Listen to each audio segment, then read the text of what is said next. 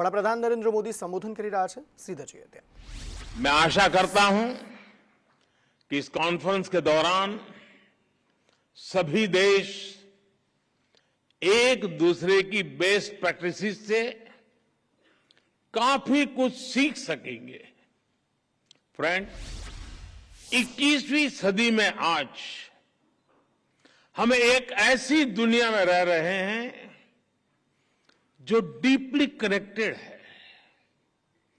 हर legal mind या institution अपने jurisdiction को लेकर बहुत सचेत है, लेकिन ऐसी कई ताकतें हैं जिनके खिलाफ हम लड़ रहे हैं। वो बॉर्डर्स या जुरिडिक्शंस की परवाह नहीं करती, और जब खतरे ग्लोबल है तो उनसे निपटने का तरीका भी ग्लोबल होना चाहिए। साइबर टेररिज्म हो, मनी लॉन्ड्रिंग हो, आर्टिफिशियल इंटेलिजेंस हो और इसके दुरुपयोग की भरपूर संभावनाएं हो, ऐसे अनेक मुद्दों पर सहयोग के लिए ग्लोबल फ्रेमवर्क तैयार करना सिर्फ किसी शासन या सरकार से जुड़ा मामला नहीं है। इसके लिए अलग अलग देशों के लीगल फ्रेमवर्क को भी एक दूसरे से जुड़ना होगा। जैसे हम एयर ट्रैफिक कंट्रोल के लिए मिलकर काम करते हैं। कोई देश ये नहीं कहता तुम्हारा कानून तुम्हारे यहां, मेरा कानून मेरे यहां। जी नहीं, फिर किसी का जहाज उतरेगा ही नहीं। हर कोई common rules and regulations, protocols का पालन करता है।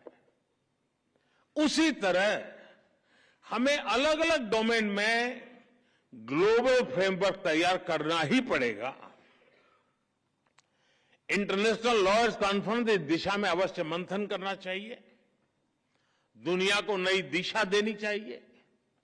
साथियों, एक अहम विषय ऑल्टरनेट डिस्प्यूट रिजोल्यूशन एडीआर का है। तुषार जी ने इसका काफी वर्णन भी किया। कॉमर्शियल ट्रांजैक्शन की बढ़ती कॉम्प्लेक्सिटी के साथ दुनिया भर में एडीआर का चलन भी तेजी से बढ़ा है। मुझे बताया गया है इस कॉन्फ्रेंस में इस विषय पर भी विस्तार से बात होने वाली है। भारत में तो सदियों से पंचायत के जरिए विवादों के निपटारे की व्यवस्था रही है, हमारे संस्कार में रहा है। इस इनफॉर्मल व्यवस्था को एक व्यवस्थित रूप देने के लिए भी भारत सरकार ने मीडिएशन एक्ट बनाया है। भारत में लोक अदालत की व्यवस्था भी विवादों को हल करने की दिशा में बड़ा माध्यम है। और मुझे याद है, मैं जब गुजरात में था तो एवरेज एक मामला का न्याय होने तक सिर्फ 35 पैसे का खर्च होता था, 35 पैसे। यानी ये व्यवस्था हमारे देश में होती है। पिछले 6 साल में करीब 7 लाख केसेस को लोक अदालतों में सुलझाया गया है। साथियों, जस्टिस डिलीवरी का एक और बड़ा पहलू है जिसकी चर्चा बहुत कम हो पाती है। वो है भाषा और कानून की सरलता। अब हम भारत सरकार में भी सोच रहे हैं कि कानून 2 प्रकार से प्रस्तुत किए जाए। एक, जिस भाषा पे आप लोग के आदी हैं वो वाला ड्राफ्ट होगा, और दूसरा देश का सामान्य मानवी समझ सके ऐसी भाषा।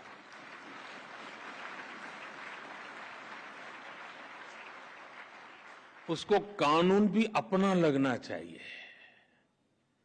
हम कोशिश कर रहे हैं, मुझे भी क्योंकि सिस्टम भी उसी ढांचे में पली बड़ी है, तो उसको बाहर निकालते निकालते, लेकिन हो सकता है कि अभी मुझे काफी काम है, मेरे पास समय भी बहुत है, तो मैं करता रहूंगा।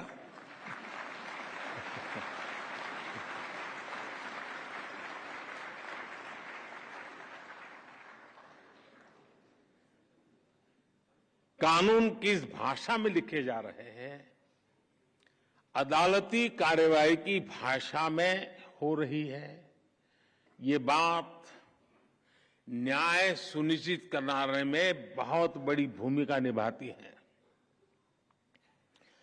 पहले किसी भी लॉ के ड्राफ्टिंग बहुत कॉम्प्लेक्स होती थी। सरकार के तौर पर अब हम भारत में नए कानून, जैसा मैंने आपको कहा, 2 प्रकार से, और जितना ज्यादा हम सरल बना सके और हो सके उतना भारतीय भाषाओं में उपलब्ध करा सके, उस दिशा में हम बहुत सिंसियरली प्रयास कर रहे हैं।